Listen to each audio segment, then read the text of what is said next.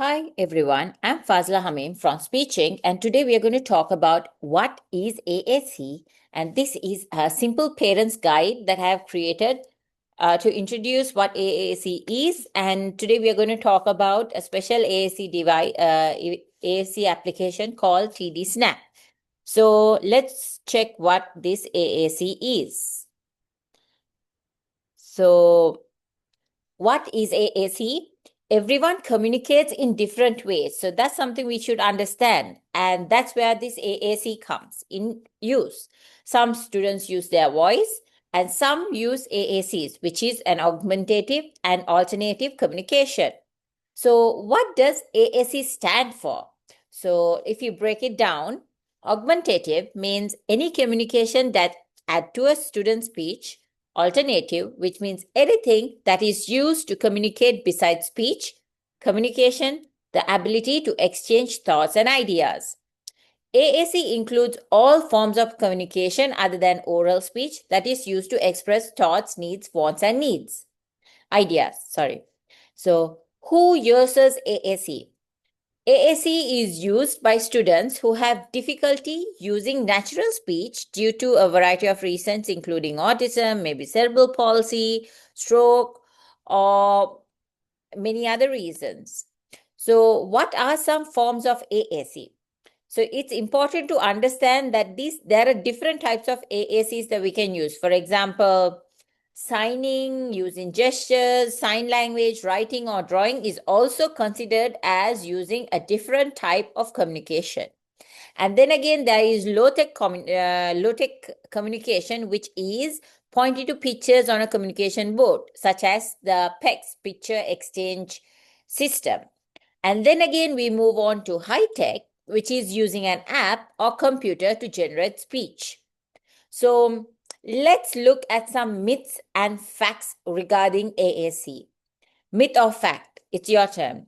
Students who use alternative and augmentative communication devices will never speak verbally. What do you think the answer is? It's just a myth. Research shows that AAC often supports and enhances speech development. This is your next question. If a student is able to speak orally, they don't need to use AAC. What do you think?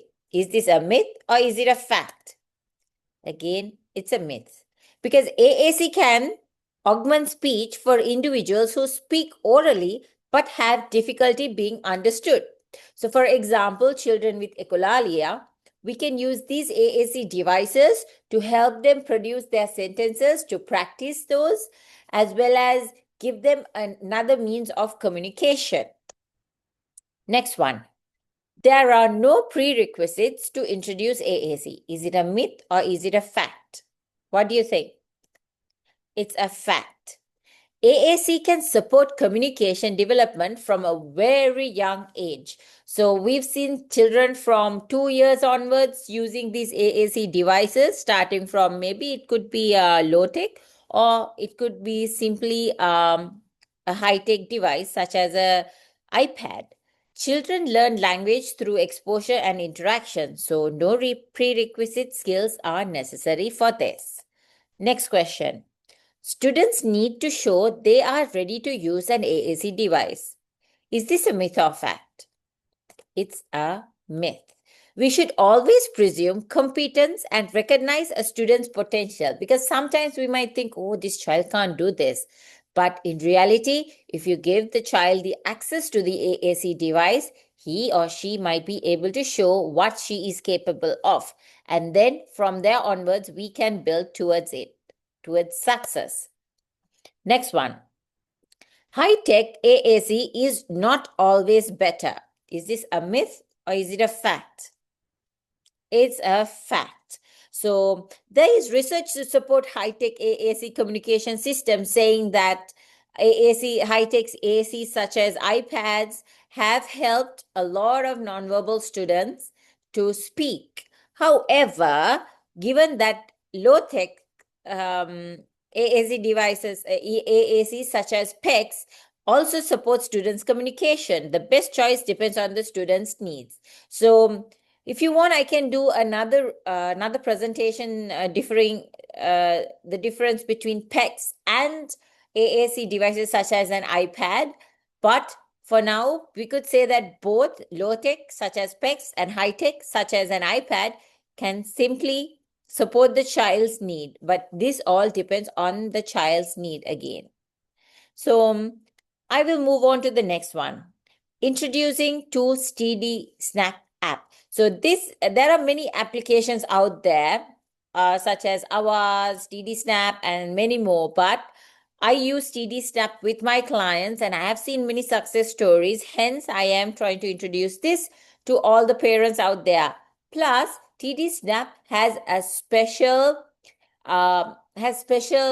care and webinars for parents, for educators, and even for the children. So I really like this application. So hence, I'm trying to talk to you about the application we use. So what is TD Snap? Again, TD Snap is a symbol-based AAC app by Toby Dinovics. It's designed for various communication needs. It offers co-first page sets, symbol-based, text-based options, visual scenes, and literacy tools. So if you can see, the TD Snap is quite similar to all the other applications. So, but one thing I want to point out is that you can get the free application. And if you want voice and other special things, you can buy the paid version of TD Snap. So I'm just giving you that, I'm putting that thing out there because first you can see if TD Snap works with your family, with your child, and then you can move on to purchase the extra things that they have to sell you. So let's look at the features of TD Snap. So TD Snap is easily customizable, covert layout, quick access to phrases. So there is a quick fire where you can select the phrases, and also you can add my phrases, which, so if you have a child with autism who is using ukulele, you can use these simple phrases. And then this has visual supports. You can also add images. Like I said, it's customizable, supports multiple languages, and works with pets. So how to set up TD Snap? You can download the app from App Store, an iPad or Windows, and choose a page set. You can select your first core words, and then you can set up user profile, customize vocabulary based on the user's needs. So how to set up a TD Snap is available on YouTube and on their website. So if you go to their website, you will be able to get the workshops and webinars that are available for parents.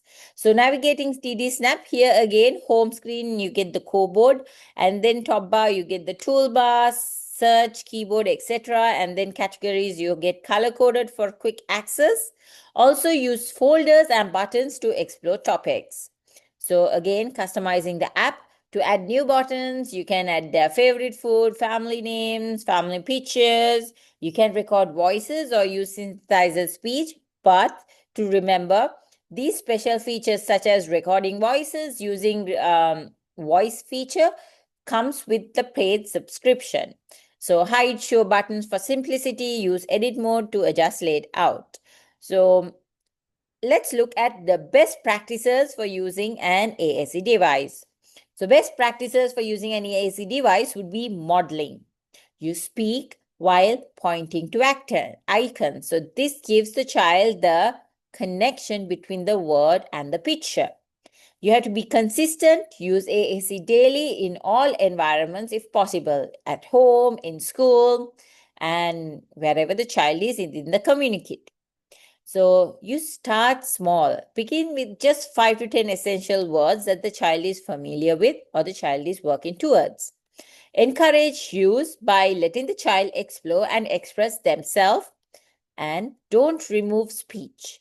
AAC supports, not replaces verbal speech. So what we are trying to do here is, if your child is a delayed speaker or a child who uses echolalia, or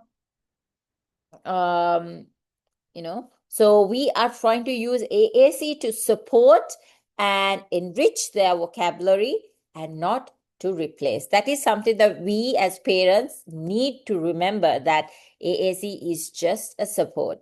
It's not going to replace our children's communication, and that is a myth.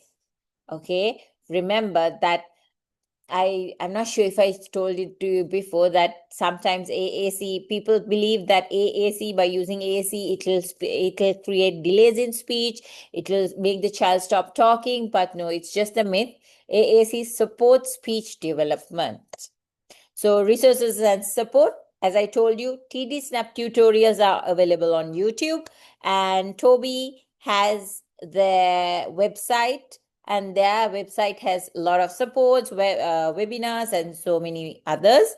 And then also you can speak to your speech therapist. They might be familiar with this application. Again, there is AAC Facebook groups, WhatsApp groups, and many other free training webinars like this. So in closing, the type of AAC and the app used depends on each child, but using an AAC could support in many ways to improve communication. So that's all I have for today. Thank you very much for joining me, and let's see you with my next video. Bye.